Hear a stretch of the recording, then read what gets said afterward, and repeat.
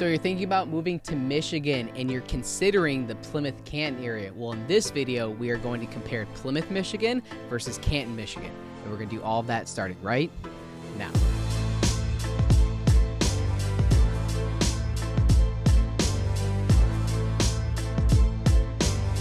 So you're tuning into this video because you're thinking about or considering moving to Plymouth, Canton, Michigan. My name is Matt Talbot. My team and I help people just like you every single day move to this area, and we absolutely live for it. If you're thinking about moving to Plymouth or Canton in the next 3 to 6 months, or potentially 12 months, depending on your timeline, please comment below or fill out the Calendly link for a consultation today. We're happy to introduce ourselves, learn a little bit more about you and your situation, and also chat about moving here to the area. So in this video, we want to chat about Plymouth, Canton. It's actually where I'm born and raised, and our office is in downtown Plymouth as of today. So Plymouth, Canton is near and dear to my heart. My team and I cover all Southeast Michigan, Detroit, Metro Detroit, all the surrounding areas. But Plymouth, Canton is an awesome location and very, very sought out for a lot of different reasons. So we wanted to discuss the major differences between Canton, Michigan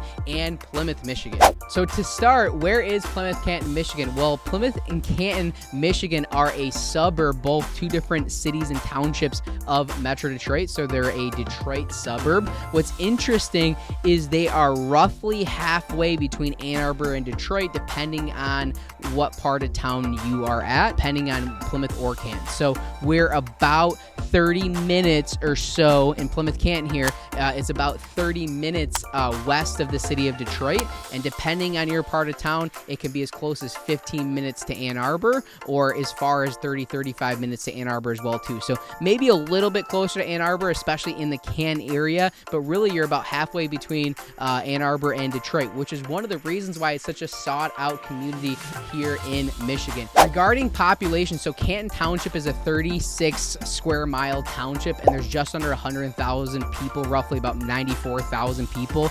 And then Plymouth itself is actually broken out into two different categories. Canton is only the township, okay? Plymouth has both the township of Plymouth and the city of Plymouth, and we're going to get into some of the pros and cons of that as well too. We also have a video out there between the pros and cons of Plymouth Township and Plymouth City. The city itself is roughly about 10,000 people, and the township is about 27,000 people currently. So, you know, all in, you're still 37,000 people compared to Canton's population, about 94,000. So Canton is a bigger area as far as population, but there's definitely some major differences between Plymouth and Canton as you're thinking about moving to this area, and I suggest you continue on with this video to learn more. Additionally, if you like following our content, if you've seen other videos of ours, or if you're thinking about moving to the area, please hit subscribe and tap for notifications, because you will get more videos just like this, and our plan is to educate people that want to move here to the area in the next 6, 12, 18, whatever amount of months really. We're happy to help you out when you move to the area.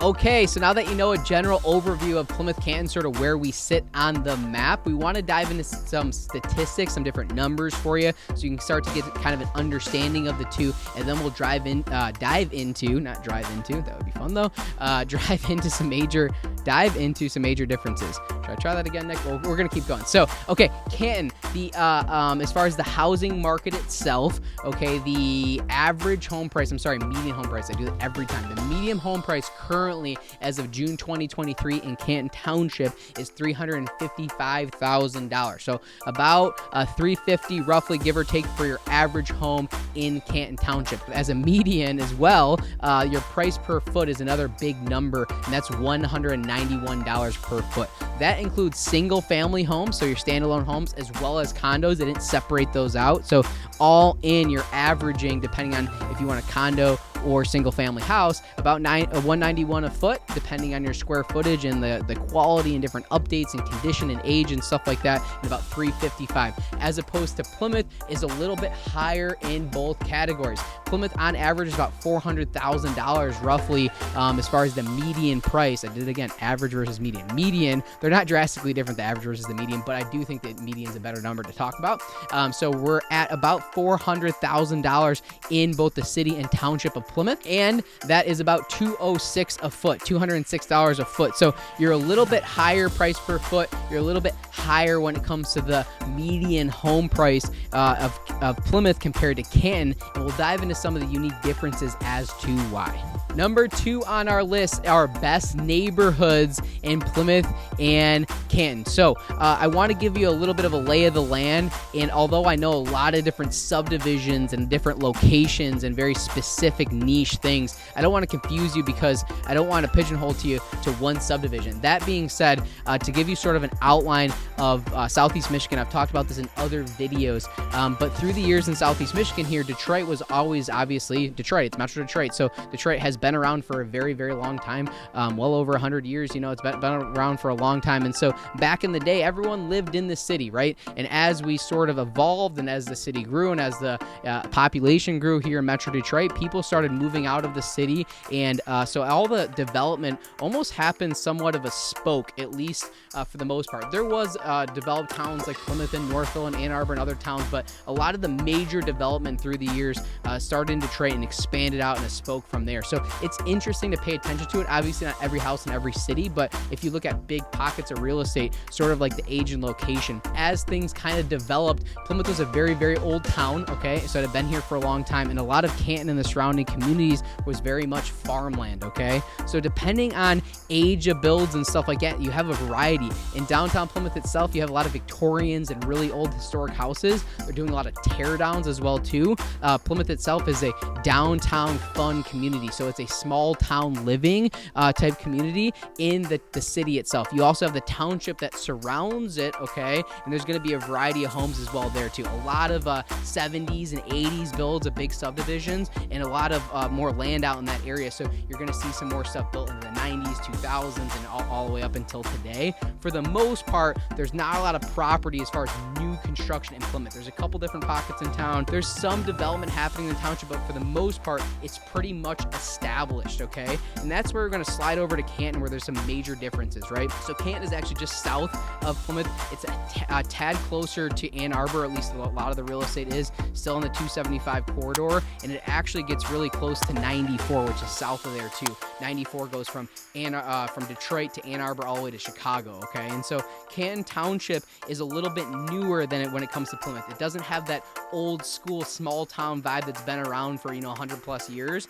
and so because of that, there's a lot of newer builds. There's a lot of 80s, 70s, 80s, 90s construction, and then if you go to the southwest portion of Canton, there's a lot of newer construction homes, okay? There's still a lot of homes being built out that way, and so Canton is a lot newer subdivision when it comes to different areas and stuff like that. There's some really nice pockets in the township of Plymouth, Canton Township, the city of Plymouth. It all depends sort of on wants and needs. If you say, hey Matt, we're looking for a historical home, or if we're looking for a Victorian home, or we like a old school vibe, or we like a little bit more character in our house, right? That's going to probably push us to the township or some different pockets of Plymouth, in some pockets it can, but really downtown Plymouth for the most part. If you say, hey Matt, I want a brand new build, I need a 4,000 square foot house, there's some pockets in Plymouth and a couple maybe in downtown Plymouth, but for the most part, that's going to push us a little bit off the beaten path in the outskirts of Canton because of the way that development had happened through the years. So a lot of flavors, which is another reason why it's such a sought out area. You can get a farmhouse with 5-10 acres.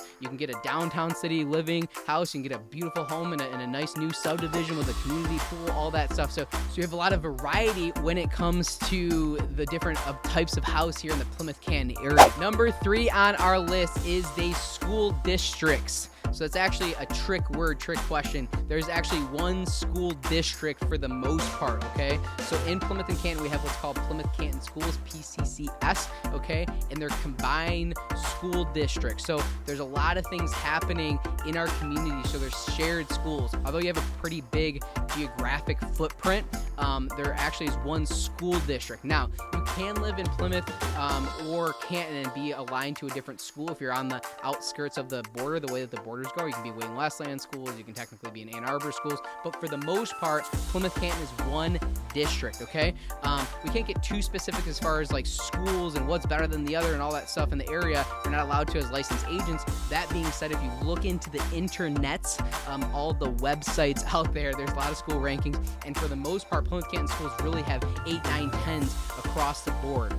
One really unique feature is the high schools here in Plymouth Canton schools. So what I mean by that is the high schools, there's actually 3 high schools in one. I was actually a graduate of Plymouth High School, but you have Plymouth High School, Canton High School, and Salem High School, all on the same campus. It's almost like a mini college campus, okay? You have classes in all the different schools. You commute quite a bit. You actually walk. It's about 10-15 minute, we call it passing time back in the day. You walk in between the schools and stuff. And so because of that, it's a very unique high school experience. I was a gigantic fan of it. It was very good for me.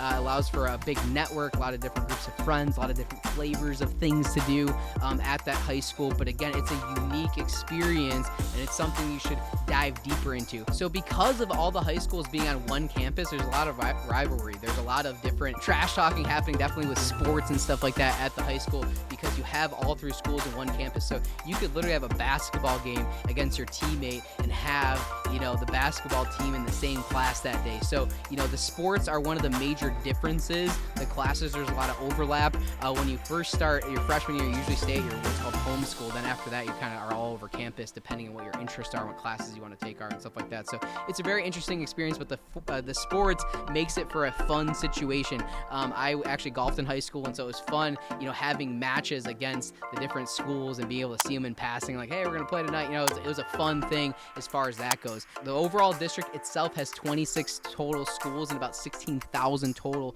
students. The high school itself, I think last I checked, between the 3 different schools, about 6,000 kids on one campus. So there's a lot going on there. I think it's a great experience, a very interesting experience. Again, if that's your flavor for your student or your kid or what have you, or if you are a kid watching this video, it's interesting to dive deeper and see if that would be something you would like or enjoy. Number 4 on our list is commute and transportation. So I have another video out there. You can search living in Detroit or jump into the channel, and there's a video out there, all the major expressways in Metro Detroit, how to get to and from Detroit. Kind of an interesting video. I pull up the map and take you through it if you're not from the area. Hopefully helps outline the lay of the land, so to speak. I've talked a little bit about this already in this video, but as far as Plymouth Canton, you know, I want to talk through some major streets, the major expressways. So I already mentioned 275 corridor, which really goes, you know, all the way down river, then continues to go north, and eventually 275 dead ends at 96, which 96 goes from Detroit to Grand Rapids, stopping in Lansing on the way. So anyway, we're on the 275 corridor, which takes you north and south. So if you need to go north and jump on 96, go downtown Detroit, or if you need to continue on and go to 696, which takes you to Troy or Royal Oak or Rochester, what have you, it's a good corridor to be on. Number 5 on our list is the millage rate. So I have a full video out there. I think it might be a shorter on Instagram, maybe not on my YouTube channel, but about millage rates. So not everyone knows what millage rates are, but that is your tax rate as far as what you're going to be paying on property taxes once you own a property, okay? So millage rate is actually voted on by the community. So every time we add something or remove something from the community, we pay a millage on it. So let's say someone wants to redo parks in town, right? It comes up to ballot, we vote on it as a community, and we say, yes, we want the parks, and it's going to increase my property tax by X amount a year, and that goes into millage rates. A lot of times very weird decimals and stuff like that. So I wanted to chat about just the property taxes. Again, one school district itself, but I want to talk about the property taxes between Plymouth Township, Plymouth City, and Canton Township as a whole, and what the differences are. The data I'm going to review is only Wayne County for those, as well as Plymouth Canton schools. So you can actually be in Wayne Westland schools, or like I said, Ann Arbor schools, or potentially Northville schools, depending on if you're on the outskirts of the area. But 95% of the school district is really within Plymouth Canton schools, and for the most part in Wayne County as well too. So I'm talking specifically about that. But these are some unique numbers. So I gotta look at my screen here. Canton's millage rate for principal residence exemption. So if it's your principal residence, you're filing homestead on the property. It's the only property that you want to file homestead on, meaning you don't have another property out of state, and this is a second home. This is your principal residence. Your millage rate is 30.2816, not a terrible rate for Southeast Michigan here. Township is about 7% higher at 32 32.5307, so about 33. So the Plymouth Township's a little bit higher than Canton Township, and then the city itself, as all cities are, if you're not really familiar, are typically much higher. So if you're in Plymouth City, you're actually at 42.5141 mil, so about 31% higher than Canton. So bang for your buck taxes wise, Canton's technically the best, Plymouth Township is second, and then the city's going to be the most expensive, but there's a lot of amenities for that. So what do you pay for in city taxes, right? What do you pay for if you're in the city of Detroit or Chicago or New York or LA or whatever, right? You're paying a higher tax rate to be in the thick of it, to be around your restaurants and shopping and all the different things happening in town. We'll jump into some of the events in a minute coming up shortly in this video. But again, being in a downtown area, being walkable distance to stuff, having the happenings and the stuff and the parties and the beers and the foods and all that great stuff, all in that area is really what you're paying for. So you pay a higher millage rate, much higher tax rate in the city of Plymouth. Number 6 on our list is community events. So both Plymouth and Canton are very, very, very community driven in my opinion. They definitely have, Plymouth is more of a small town feel in the city. The township has a lot of stuff going on. Canton has a lot of stuff going on. There's a lot of residents, right? We talked about close to 100,000 in Canton and, 30, 40,000 in Plymouth as a whole. There's a lot of people there, and there's a lot of residential homes. There's a lot of families, great school district, a lot of things happening, right? And so there's a lot of events. So a couple things to note. I want to talk about, in Canton, we have the Farmers Market in May to October. Liberty Fest is a huge one. So Liberty Fest actually happens by Pheasant Run Golf Course, and there's actually a lot of homes around Pheasant Run Golf Course. There's a community center, the township buildings, there's a library there. All that stuff is in that part of town, and they do fireworks. It's awesome. So people kind of drive to that area, you post up and you watch fireworks. Very community-driven thing. That is Liberty Fest in June. There's a lot of other things as far as music, marketplace vendors, and food trucks at that as well too. So Plymouth itself, between the township and the city, one of the reasons why I think you pay a little bit higher of a millage rate potentially is definitely in the cities. There's a lot of things happening, like I was mentioning. There's over 130 events that happen in Plymouth City and Plymouth Township throughout the year.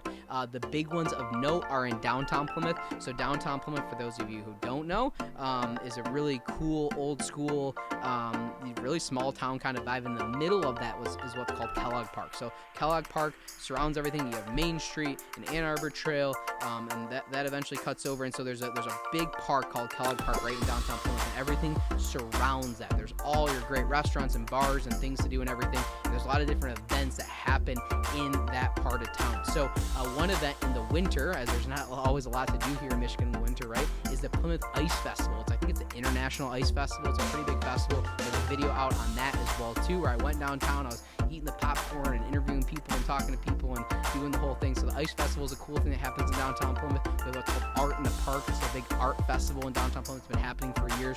Fall festival used to be like the best, like in middle school and high school, you go hang out with all your friends and stuff at fall festival. They have the rides and the carnival and all that stuff. There's also music in the park, I think almost every Friday in the summer, as long as it's not raining. So you go down and kind of gather in the park. There's some beautiful restaurants in downtown Plymouth. Nico and Valley is a great one. Sardine Room, I have a video out on that. There's been a big fan of Sean O'Callahan's lately. There's an Irish pub in town.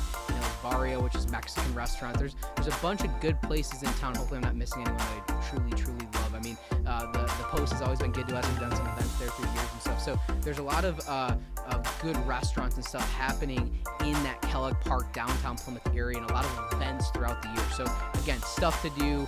There's a reason why people want to be fairly close to downtown Plymouth if not living in the city, if you're into doing stuff with yourself or your friends, your family, whatever. So Canton Township, Plymouth Township, Plymouth City, Plymouth Canton Schools. There's a lot going on here, right? It's a beautiful part of town. Like I said, it's a great location. It makes a lot of sense for a lot of people to move to this area. There's a variety of homes depending on price points. You can have real high-end luxury homes at $3 million, and you can find a nice starter home at $250,000, $300,000. So there's a lot of different advantages of the area. Really good school district, tons of community events happening. I happen to be from the area. I cover all of Southeast Michigan. I've lived all over Southeast Michigan. I've sold real estate all over Southeast Michigan. There's a lot of great pockets, but this is still one of my favorites, which is why we keep our office actually here today. So Plymouth Canton is an awesome community. If you're looking for more information on this area, Detroit, Metro Detroit, please comment out below or send us a direct message. We're happy to collaborate more on your move here to Michigan.